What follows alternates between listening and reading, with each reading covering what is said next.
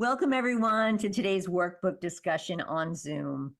Welcome also to all who join us later by watching or listening to this recording. I'm Laura Fenimore, the Chief Development Officer and Volunteer Coordinator with the Foundation for Inner Peace, the scribe authorized publisher of A Course in Miracles. We really appreciate your partnership with the Foundation. And if you want to learn more about the Foundation or A Course in Miracles, please visit acim.org. If you feel inspired to make a love offering, please visit acim.org, and at the top of the page, you will find the word donate. All donations support the work of the Foundation. Each session will be delving into a discussion of the workbook lessons in A Course in Miracles led by a moderator team of volunteers that work with the Foundation. What does discussion mean? In our gatherings here, we welcome the Holy Spirit to join us. Through this presence, our meeting becomes a joining of equals to commune with the Holy Spirit's guidance to experience miracles together. Some of the moderators here also support our social media channels, and if you'd like a list of FIP resources, please email support@acim.org, and we'll be happy to share the resource list with you. Now let's begin our discussion.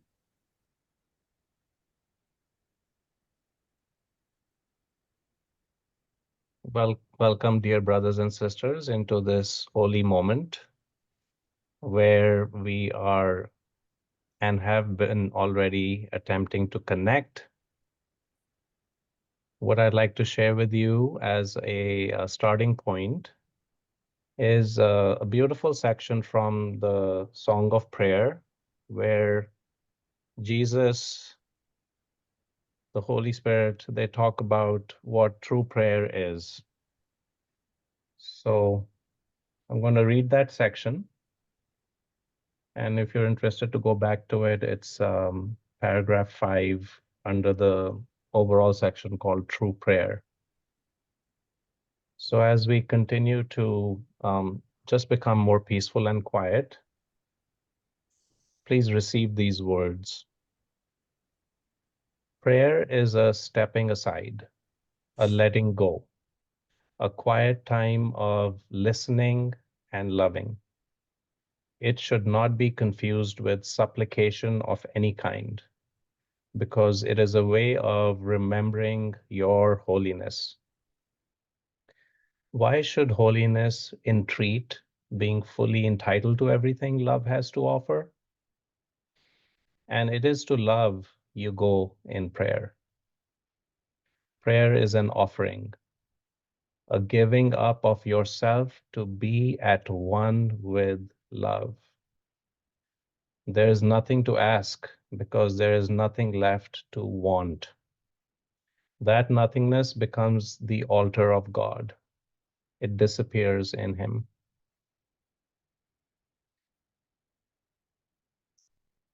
Let us here, as we appear to be in a plurality, let's disappear into that beautiful, loving oneness that is God. Okay, wonderful. So let me start sharing my screen as we start the discussion on lesson 76, which is where we've been for a little bit. This was the prayer that I just read. It's a beautiful section of the Song of Prayer. And we are in lesson 76. And if you may remember, for those of us who've been following it, the title of the lesson is I'm under no laws but God's. So if I go back down to 76.6, this might be a little bit of a summation of what we've been talking about. There are no laws except the laws of God. This needs repeating over and over until you realize it applies to everything that you have made in opposition to God's will. As a quick aside, everything that we made in opposition to God's will is where we are not at peace, where we are not happy, in joy, and in oneness, essentially. Your magic has no meaning. What it is meant to save does not exist. Only what it is meant to hide will save you.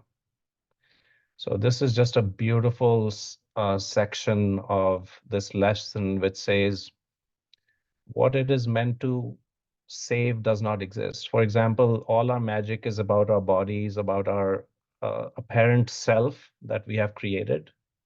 And that's what we are trying to preserve. Jesus being the voice, the Holy Spirit as well for God, of God, is saying your body does not exist. You as we know ourselves, we as we know ourselves does not exist. We are hiding something in this appearance.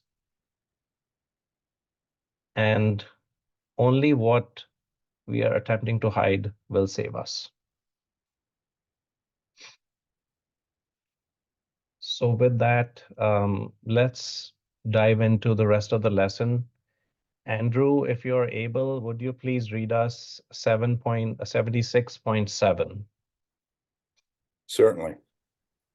The laws of God can never be replaced.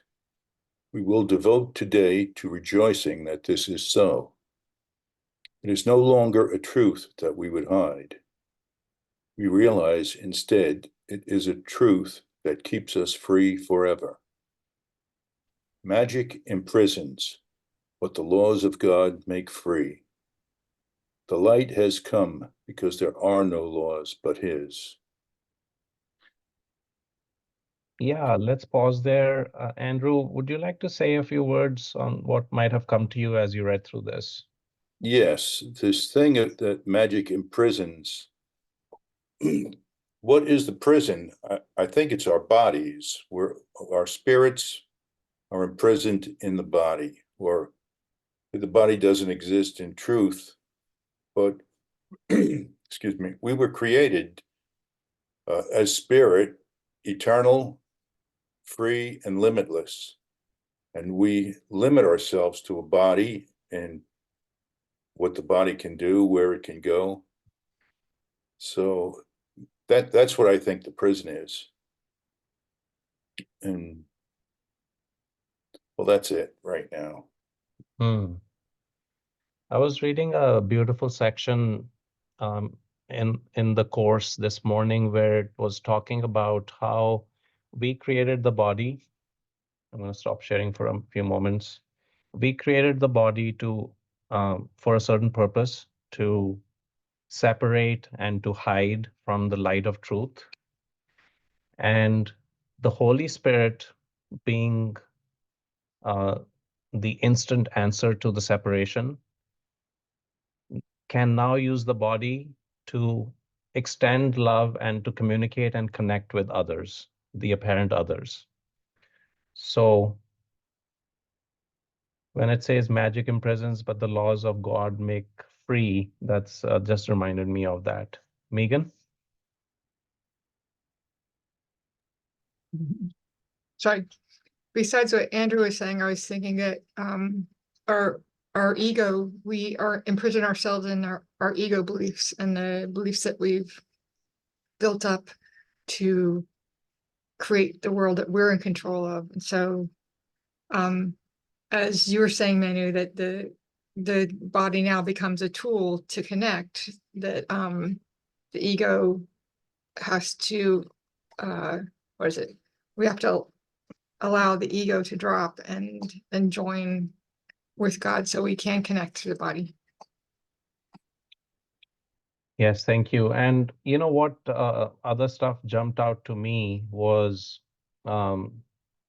this sentence: we will devote today to rejoicing that this is so, that God's laws are all that is. And then it goes on to say the light has come because there are no laws but his. I think this is the joy that the course talks about. This is what we really need to, in a sense, focus on and be affirmed that there are no laws except God's. And so therefore we have in the essence of everything, we have nothing to worry about. There's nothing to uh, really be concerned about. It's a freeing opportunity. Yes, Sharon.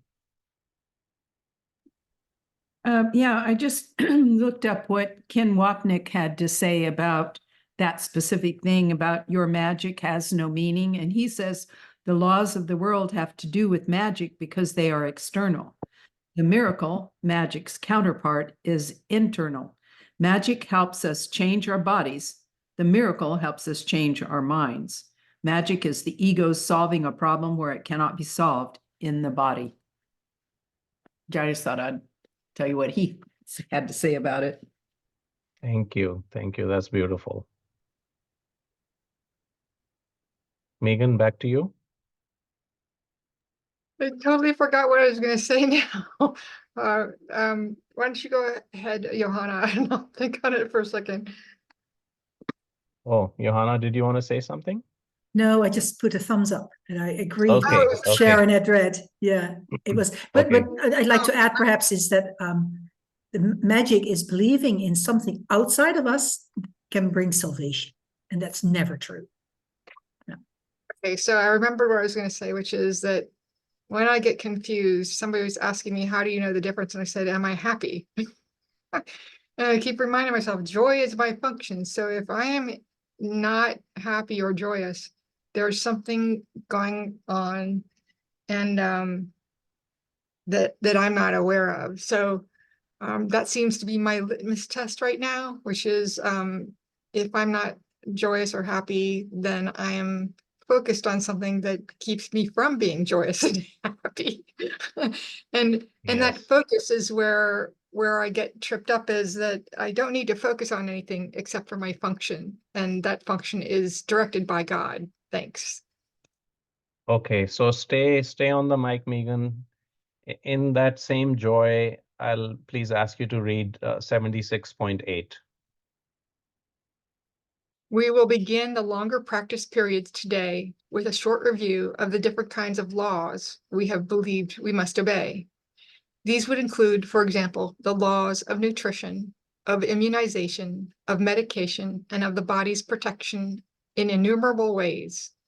Think further. You believe in laws of friendship, of good relationships and reciprocity. Perhaps you even think that there are laws which set forth what is God's and what is yours.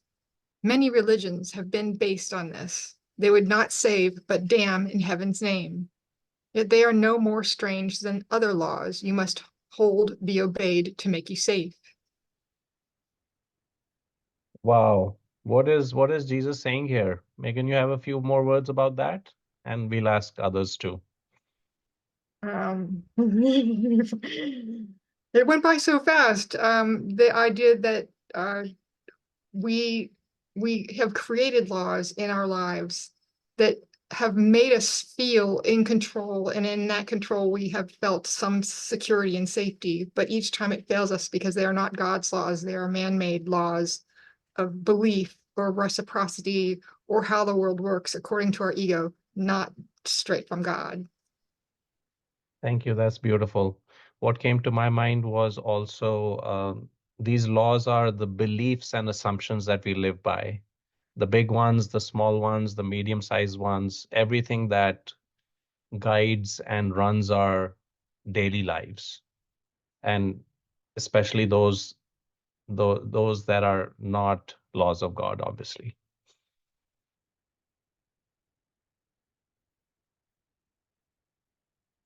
Any other thoughts on this section? Yes, Kim, please go ahead. Okay. The other thing that strikes me about these laws that we made, I think the bulk of them are those unconscious thoughts, like the below our conscious level. We don't even know we've made these laws, but we live by them. Yeah, that's such an important underscoring, Kim. And so these subconscious laws are the beliefs and assumptions that we just find as a given, and we don't often question them. And just the fact that I'm walking out of my house in my body, or maybe driving out of my house in my car, means that I'm thinking I'm a person, I need to go somewhere and need to do something and achieve a certain goal that day. So just think about all the levels of assumptions and beliefs that we operate by and operate in throughout the day. Bill?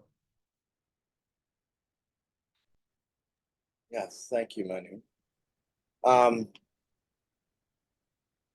I'm trying to understand here exactly what it's saying. So is it saying that basically every single law that we look at and that we live by, that we hold dear, are just as relevant as any other law that we don't hold dear, any other law that is going out there that doesn't seem to make sense for us or for the world? All those other laws are basically in the same group as the laws that we hold dear. I think that's what it's saying here. All the laws that we conceive of, think of the ones that you believe that you must follow and think of the ones that you don't. All of them are in the same boat. They're the laws that do not lead to salvation. So it seems to be getting, I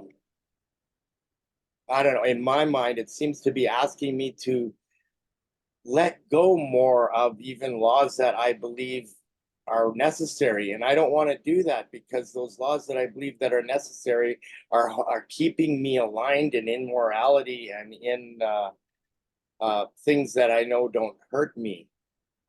Like not doing bad to others, not attacking. These are laws that I have to follow.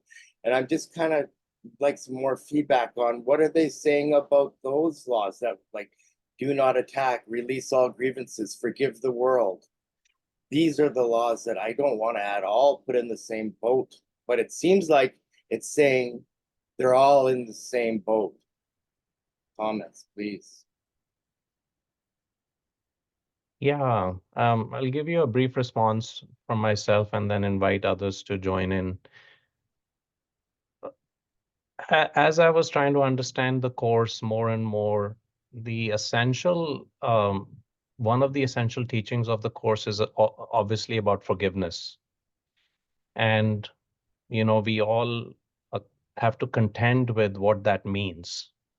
Who are we forgiving? What are we forgiving? What does it even mean? And the way the course describes forgiveness versus other common understandings of what that means. So to me, what it came down to was it's a forgiveness of everyone and everything, as in we become very detached in a loving manner. We become almost neutral to everything that's going on. Again, not in a clinical way, but in a loving, engaging way. We are not, and so it goes back to what you're saying. I essentially agree with you, Bill, that, yeah, these are all the laws that appear to be in effect in our lives. And whether it's a good law about societal morality, or it's a bad law of some other kind, we still have to just forgive everything and show up in love, in service, being directed by the Spirit.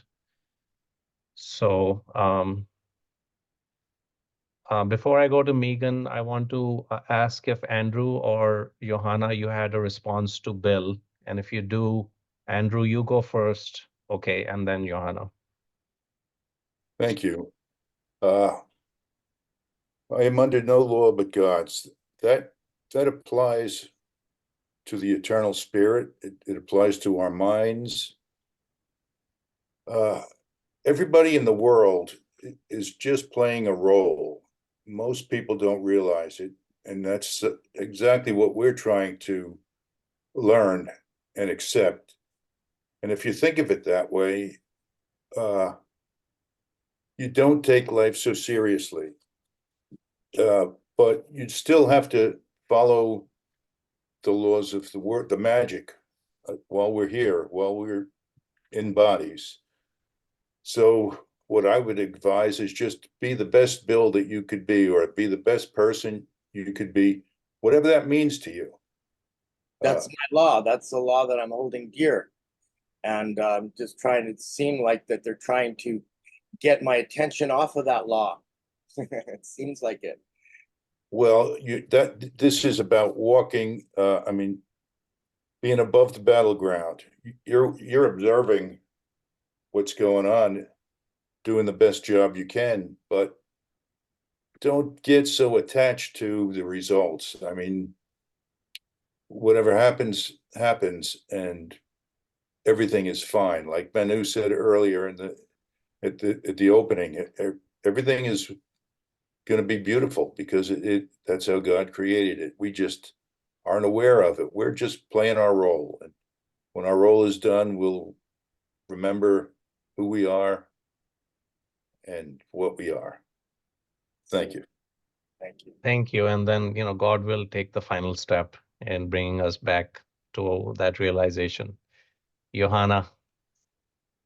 Thank you all for, I enjoyed listening to all that has been said. What came to mind regarding Bill's question about the laws, are they all the same?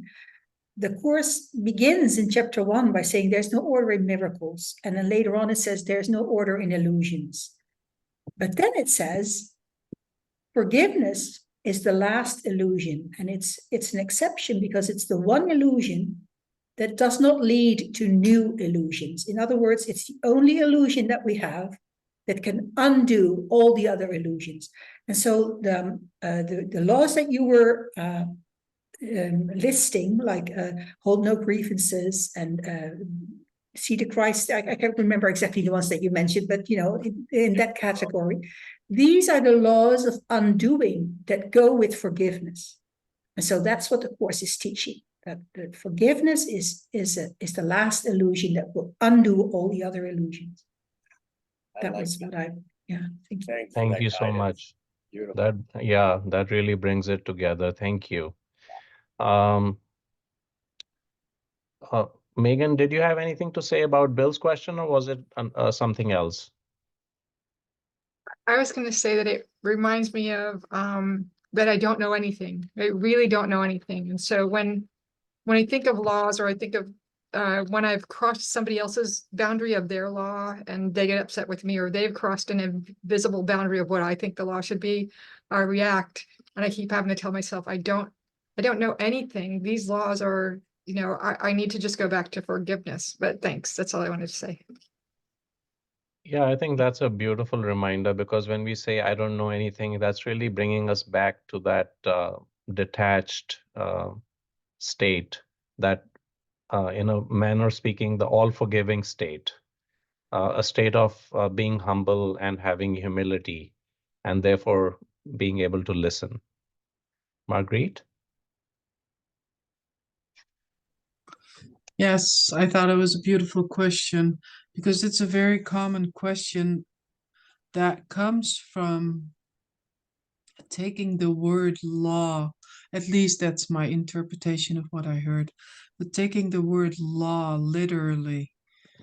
And I think what's asked here is that the laws that you talked about, Bill, when you mentioned them, you were making them real. And that was actually the moment when you realize that that was the ego speaking. And yes, I mean, like you said, I don't want to let go of these laws. Don't, because you don't have to let go of the laws. It's seeing that these laws were made up by the mind that thought it could separate. That's where you can choose to look at the laws from a perspective of made up illusion towards God's laws, which means innocence, and we cannot separate. And that's where that's where you can make a new choice, but you don't try to change anything about your life or the beliefs that you have or what you live by, because you don't need to, because that part is already seemingly perfect as well for the whole sonship to unwind for everything. So if you try to change anything in the picture, you're actually just, like people say, moving deck chairs on the Titanic, because it's going to sink anyway. So it's speaking not to Bill, who has his own laws. It's speaking to the mind who thinks it could make up these laws. Thank you. Copy that, Margaret. One thing that I am continuously working on, though, you said not to work on changing me. I am continually working on stopping random thoughts and negative thought propagation going on in my head. I am working at doing that. Like anytime my thought process comes up and wants to have a grievance or have a negativity or lead to what I might get afraid of and what my reaction would be. That's how I've been thinking all my life. Since I've been coming to understand that we are not to practice any type of attack on anything at all, ever.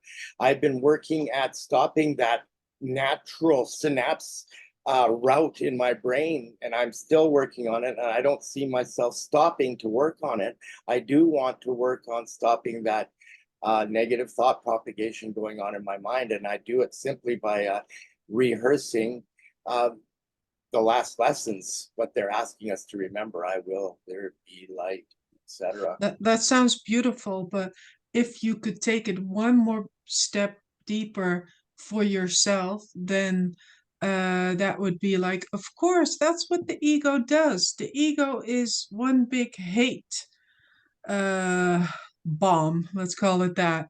So yes, stop, drop, and roll. Stop, drop what you're thinking, what you're doing, and then let's remember, these are not your private thoughts. They're not thoughts thought by Bill. So who cares if these thoughts come up? No, I know, but this is work that I'm doing. Like, Yeah, it's good. It's brilliant. Yeah. But you're saying don't work to try to change anything. And I do accept that even though I'm trying to stop these negative thought propagations, that as long as they go on, they're meant to go on. I do accept that. So I do forgive it. But I am directly working at stopping it still. And it seemed to me that you're asking me to not do that. Let it be as it is. I won't. No. Stop. And then for a moment, remember that these are not Bill's thoughts.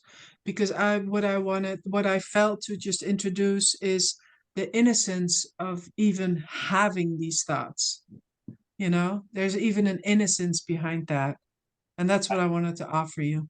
Yes, thank you. And I'll throw in a few words on that too, which is it is a course in mind training. And the way we do our mind training is by using our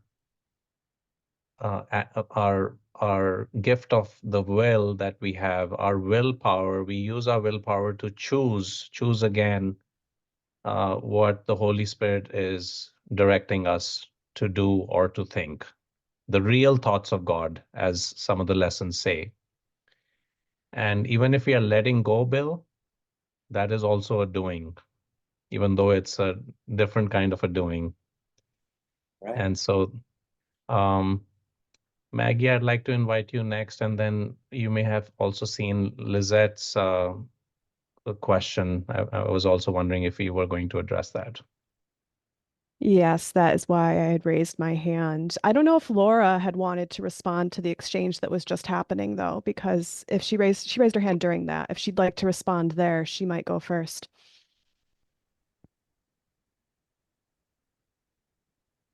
The only thing I wanted to say was for myself, Bill, what I do is when my mind is going round and round and I'm trying to figure out what's what, and it begins to take too long or annoy me, I'll just stop. And for some reason, I always remember I give everything the meaning it has.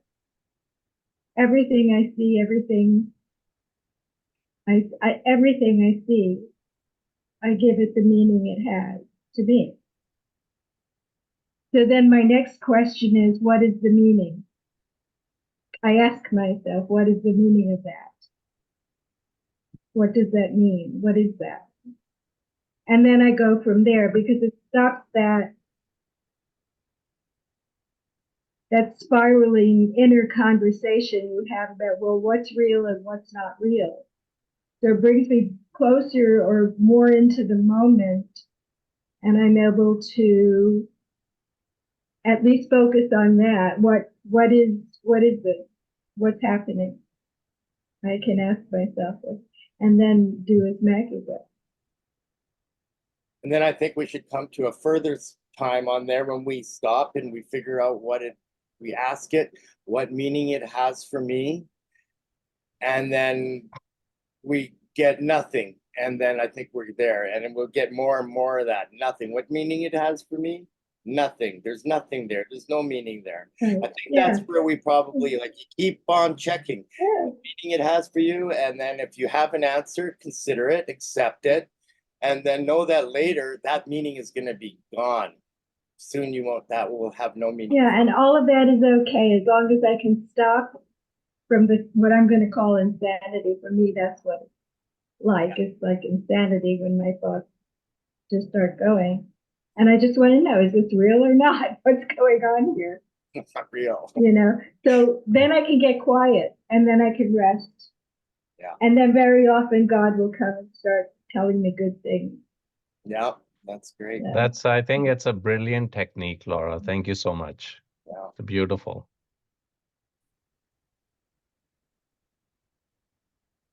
Anything else on that? Otherwise, we can go back to Maggie and Lizette's question. Okay, go ahead. Okay, yes. So I did raise my hand because Lizette had put a question into the chat, and I thought it was a good question that we could bring into the group. And so the question is forgiveness what is meant when it is said God's laws? Or are there more? And I liked the second part of that question. Are there more? And I think this was put in around the time that Johanna was talking about forgiveness being the last illusion that leads away from illusion. And Megan had shared something right around that time as well that went along with that. And so I thought I'd answer from myself, but then if others would like to respond as well, there's space for that. I mean, when I read it, Lizette, immediately I thought to your first part, it just is forgiveness what is meant when it says God's laws. I thought yes. And then your question, or are there more? I liked that question because I think that we have a lot of different words and phrases that really stand for the same thing in course terminology. And I know this group, we've talked about this a lot in this group at different points in time. So Johanna had pointed out how forgiveness is the last illusion that leads away from illusion. And you could certainly say that that's God's law. But I think there's other things we could say is God's law, like oneness. We could say atonement, salvation. We could say one thing that came to me immediately, the lesson for today, if you're following by the calendar, was light and peace, light and joy and peace abide in me. And you're to say to yourself for that lesson, my sinlessness is guaranteed by God. So that one sounds like a law of God to me, right? My sinlessness is guaranteed. That's a law. So I think you could say, yes, there's more, but really they all stand for the same thing. Just like the ego has so many problems it sees and so many supposed solutions, but the spirit really has one problem that never really actually happened. So there's one solution to it. But that was my response to Lizette. And if anyone else would like to respond verbally or in the chat. I think Andrew might have a response. Yes, love is God's law. God is but love, and therefore so am I. That's one of the lessons, I think. And that's heaven. That's where we actually abide, and we're just dreaming this dream. But even the Bible, Jesus was asked, "What's the most important commandment?" And he said, "Love God and love your brother as yourself." That's it. That's the big one. Thank you. Thank you. Thank you. That's like also saying God is and then not having anything more to say. So beautiful. Thank you. I'm going to share with us the next paragraph in the lesson. And who would like to read it for us?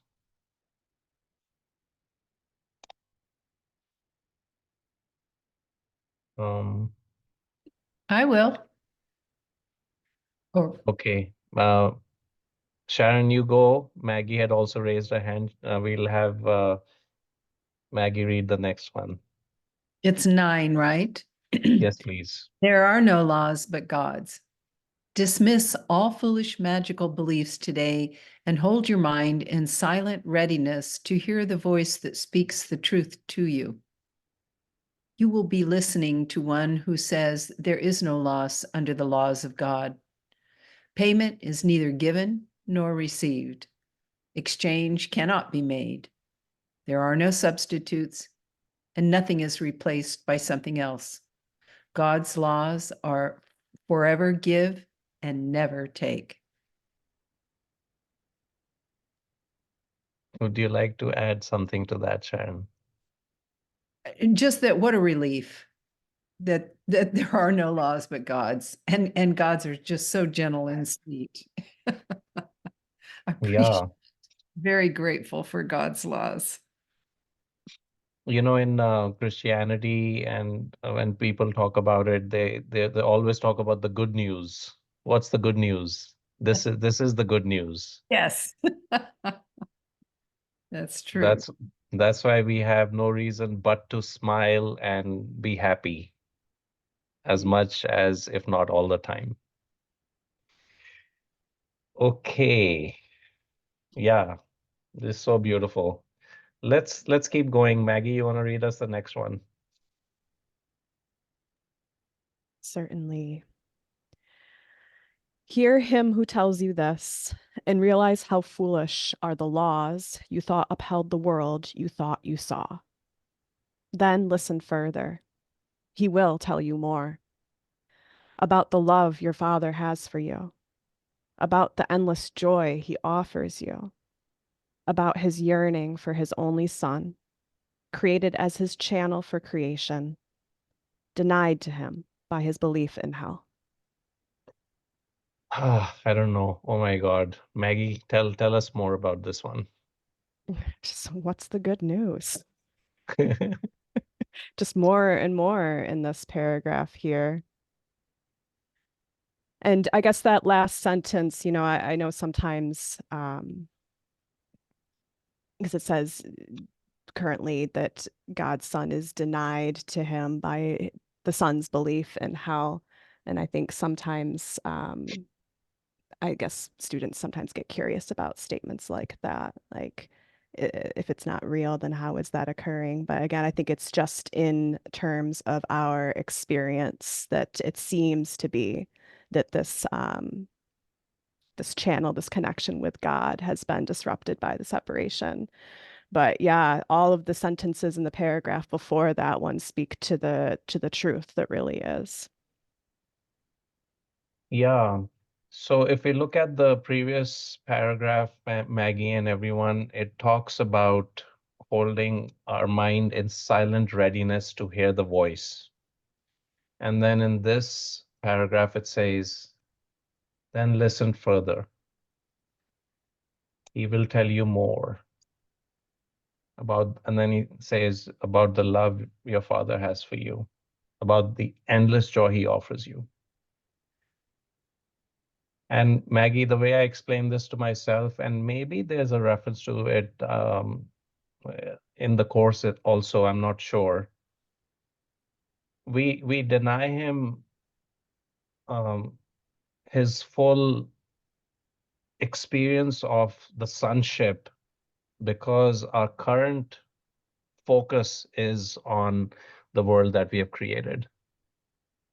So if there was a way to divide the oneness of God in whatever apparent manner is occurring, that minuscule little bit of attention that we are giving to this world that is so temporary is the escape from God, and therefore is the hiding and the denial of God to his full sonship. Yeah, Manu, there is something in the text about that. And I feel like as I'm listening to you, I'm like, oh, it's right on the tip of my tongue, right in the first few chapters in the text, I want to say, about how God knows not of what is being experienced here, but he can tell that one of his channels is not open to him. That is not necessarily the exact verbiage, but that is something I've actually read quite recently. So thank you for reminding me of that. Yes, thank you. Thank you. Rich? I mean, in 9, you have that idea about 9:3. There is no loss under the laws of God. This is an idea that's in the book a lot, as far as no one loses. No one loses, everyone gains. No one can lose for anyone to gain. So, I mean, I have to practice this. I can't just, the goal is not to just say it. The goal is to live it. So like if I'm running a group or something and I say to you, you do it my way, I'm the facilitator, or get out, I'm just going to remove you from the group.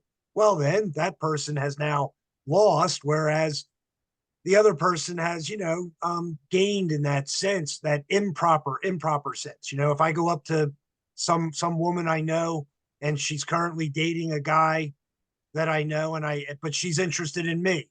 So then I go to her, oh, let's get together, me and you, and I have no interest or concern about that other man's feelings, right? So that's wrong on my part to like try to get with this woman when she is actively involved with dating somebody else. You can't gain someone else, and you can't gain and have someone else lose. Like, this is a real thing in terms of everything we do, moment to moment. Like, no one loses. Like, am I living up to that idea, or am I half-heartedly living up to that idea? Thank you, Rich. Great food for thought. Megan? I find myself doing a lot of prayer because I recognize that I've closed down the channel between God and I. And so before it used to be when I got into specific situations, but now it seems to be all the time, which I'm saying, like, if I'm not serving my function, which is joy, then I ask to please, that I'm releasing all the burdens and all my griefs and all my fear to God. And I'm asking for guidance and direction, and that I know that it will be given to me, because anything asked of God is immediately responded to. Thanks. Thank you, Megan. Let's go back to the lesson, because I think it's flowing from what we are discussing.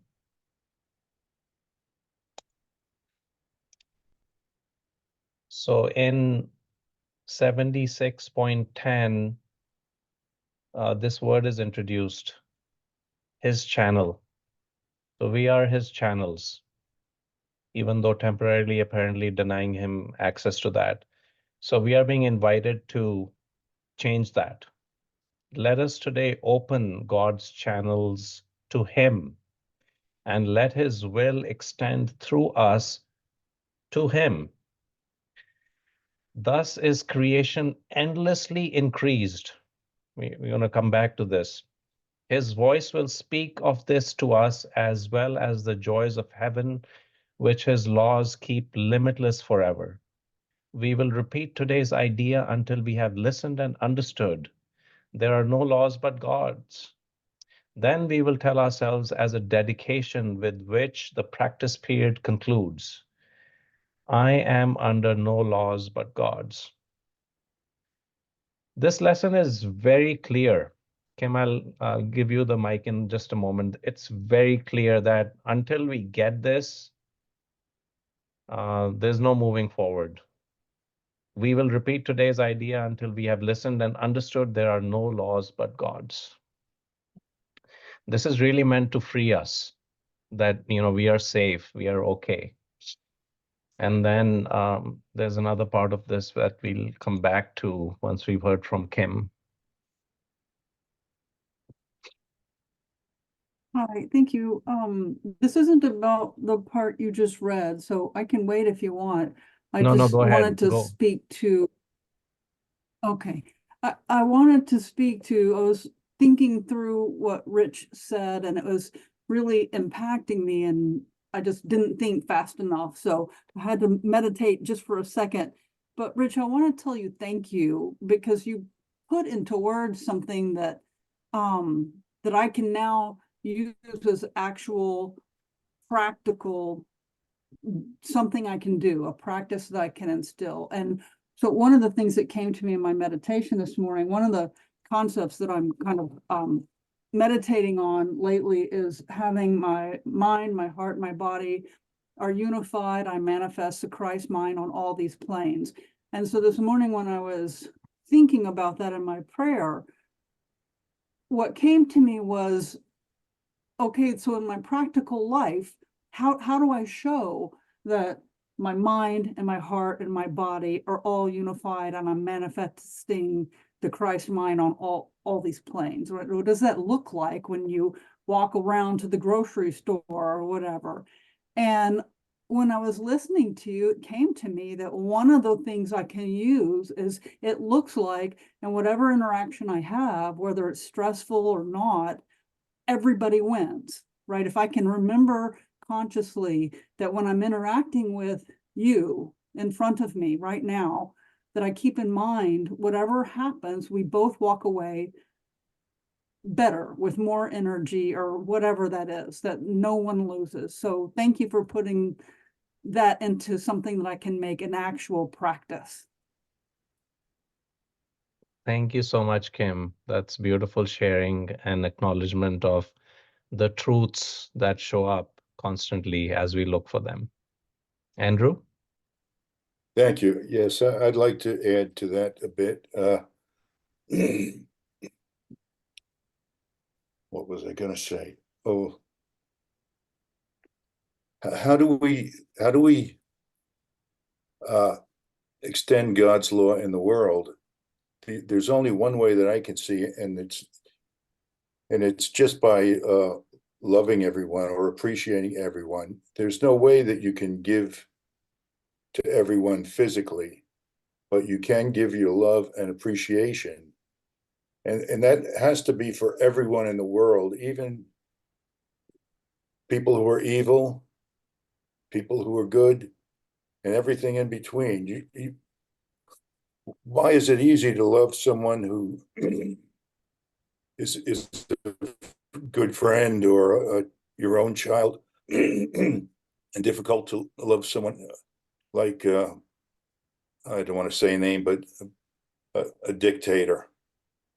It's because there are dictators that we can love people who are good. Without evil, you wouldn't know what good is. There would be no appreciation of good. So it's important to appreciate the evil and the good in this whole conglomeration of the world that we see. That doesn't mean to support them or anything like that. If you're called to fight for your country, do what you need to do, but don't hate.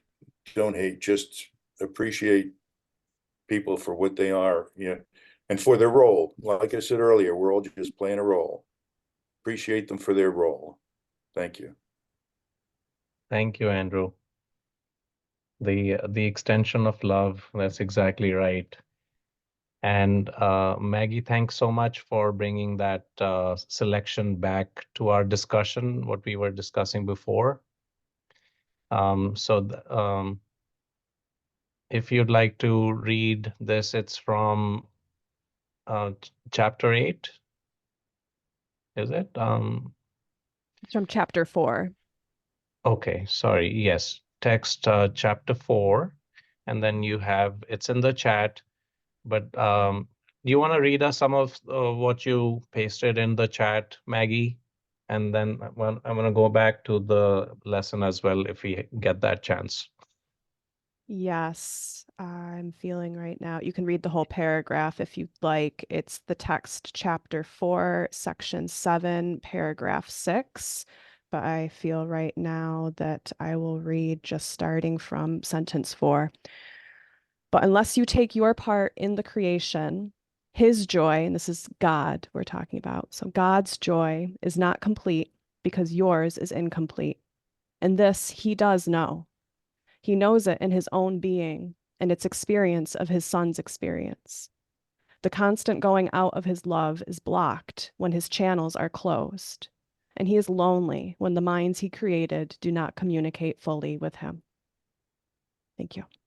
Gosh, that's beautiful. So when we come back to this lesson next week, we should probably begin with 76.11 again, because it talks about those same channels, Maggie, that we are supposed to enable, which is us. And it goes to the extension, his creation, his endless creation. So, but I'd like to give back for just about a minute each, Megan and Rich. Megan, why don't you go first, and then we'll wrap this up.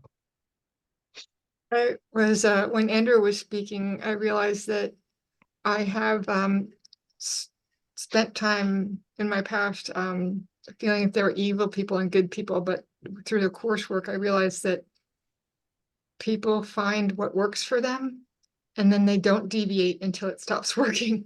So the people that I would consider to be inherently evil, some of the big names, in history, really have tough roads to travel, just like I do. Theirs is just more blatant, more newsworthy than mine would ever be. And I've probably done some of the similar awful things. However, they haven't worked for me. So I haven't become this huge newsworthy subject.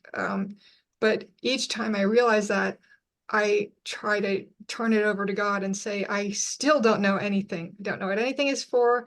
I don't know what got them there, but it seems that they're just like me. They were in fear and they were trying to find a place, and their ego tells them to do this, and that keeps their illusion alive. And so I try my hardest not to say that God does not love them. They just don't have the channel open either. Thanks. Yeah, that's so beautiful, Megan, because again, there's no hierarchy in the illusions that we experience and create. And so my little evil is, whether people like it or not, if you say it out in the world, is as big as any other evil in the history books. Rich? I'm looking at 10:4, the love your father has for you. So, to me, this is real. Intense feeling of deep affection. Um, I'm not quite sure. All right, so where the whole understanding that God doesn't know anything about this world. There are a lot of people say that, and to me, that's just, it's not in the book. It's not the message. I mean, maybe certain sentences can be read that way. Well, how about this sentence? If God knows his children, and I assure you that he does, there it is right there. God knows his children, and the author here is assuring us that he does. So, this belief about God doesn't know anything about this world is not correct. It's but a lot of people hold it. So Ken Wapnick holds it. So whatever, it is what it is. But there's no real sentences that speak that way to me. So it's about the love of God for his children and things of that nature. That's what it's about. God knows absolutely everything about everything, regardless of a book called ACIM. Thank you, Rich. Let's close our eyes for a few moments and invite God back into our lives. Let's open up this channel. Let's attempt to make perfect communication happen, which means We receive everything all at once. We give everything all at once. We seek not to change anything. We accept all that is right now. God is.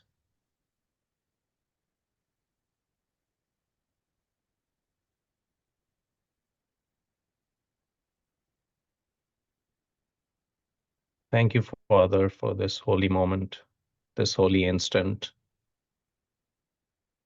We are in joy. We are happy. We are delighted to be experiencing what is. Thank you.